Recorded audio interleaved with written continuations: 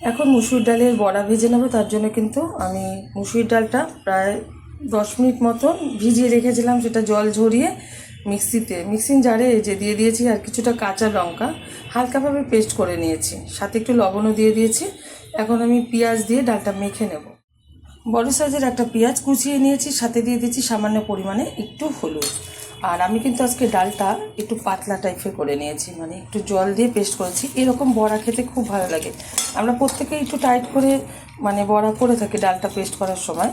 তো আমি এরকমভাবেই করে নিচ্ছি, আর গরম ভাতের সাথে এটা খুব ভালো লাগে। যারা জানে না অবশ্যই ট্রাই করবেন, আশা করি আপনাদেরও ভালো লাগবে। ভালোভাবে ডালটা মেখে নিলাম। এখন আমি বড়াগুলো ভেজে নেব।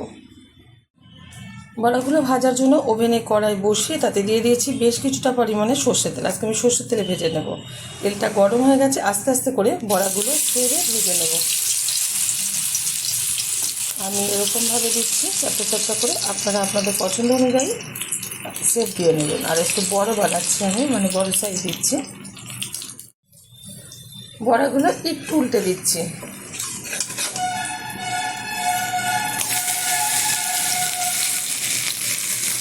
আস্তে আস্তে করে উল্টে দিই, নাহলে কিন্তু ভেঙে যাওয়ার ভয় আছে।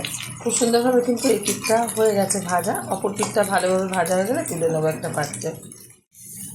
বড়াগুলো কিন্তু উল্টে পাল্টে ভালোভাবে ভেজে নিয়েছি, তুলে নিচ্ছি একটা পাত্রে। গরম গরম ভাতের সাথে সার্ভ করবো। আপনারা অবশ্যই ট্রাই করবেন, আপনাদের ভীষণ ভালো লাগবে।